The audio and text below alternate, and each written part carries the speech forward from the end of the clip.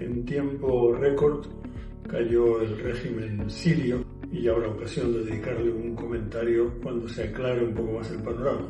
El tiempo récord fue el que duró la ley marcial en Corea del Sur, 6 horas, en una medida bastante inexplicable del presidente, que posiblemente se vio acosado, asustado por unas denuncias de corrupción, también con algún comportamiento extraño en las compras de su esposa, un bolso de lujo juega por ahí un papel, pero también otros asuntos, y de pronto decretó la ley marcial y encomendó a un general su cumplimiento.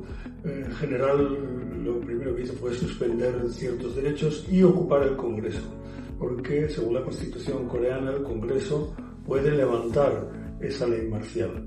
Consiguieron los congresistas de manera, bastante complicada acceder al Congreso un número suficiente y efectivamente levantaron la ley marcial con los votos de la oposición, pero también con el apoyo de parte del partido político del presidente. El presidente se disculpó después y ha conseguido superar la moción de censura porque su grupo parlamentario de su partido activó una clásica política parlamentaria que es ausentarse.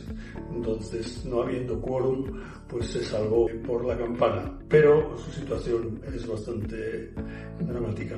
¿Cuál es el trasfondo de todo esto? Pues que Corea del Sur ha entrado en crisis económica, la economía en Corea del Sur, que ha tenido un crecimiento espectacular, como todos sabemos, en los últimos años, pues ya no marcha igual que antes, y socialmente hay una situación de desánimo, de descontento, que se expresa de varias maneras.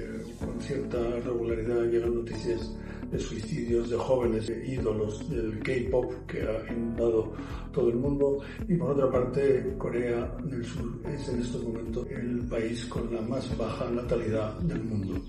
Eso indica una cierta falta de ilusión por el futuro, claramente.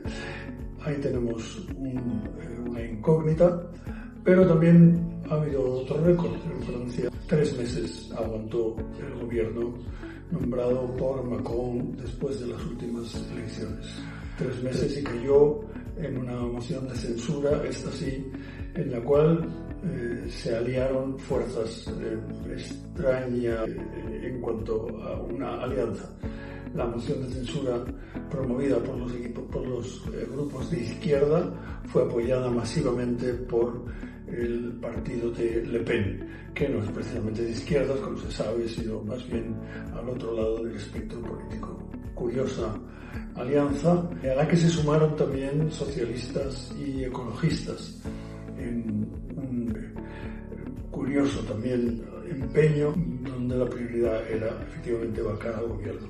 La prioridad de Marine Le Pen va más lejos. La idea es forzar la renuncia del presidente Macron, que no tiene ningún interés en renunciar y que además acaba de apuntarse un tanto de los que a él le gusta, porque las medidas con efecto teatral y grandioso pues le salen muy bien realmente, y la inauguración de la reconstruida Notre Dame ha sido un éxito, donde incluso consiguió juntar a Trump con Zelensky. Ahora tiene que buscar otra fórmula. Mientras tanto, pues Francia sigue paralizada en cuanto a la capacidad de actuar. Y finalmente, un apunte curioso: al final de su mandato, Joe Biden por primera vez viajó a África. África, el continente olvidado, el continente en el que parece que China se va haciendo con cada vez más influencia, en el que los europeos han ido retirándose, incluso tropas de pacificación en Mali, en Níger, en muchos casos comandadas por Francia, han ido teniendo que regresar a su casa. Un continente en el que también Rusia y los países islámicos están interesados.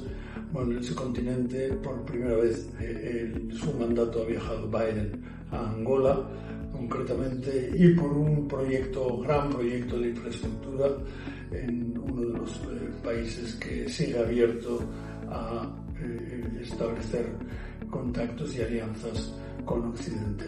Es un tema en el que también habrá que profundizar, pero de momento lo dejamos en este apunte. Muchas gracias.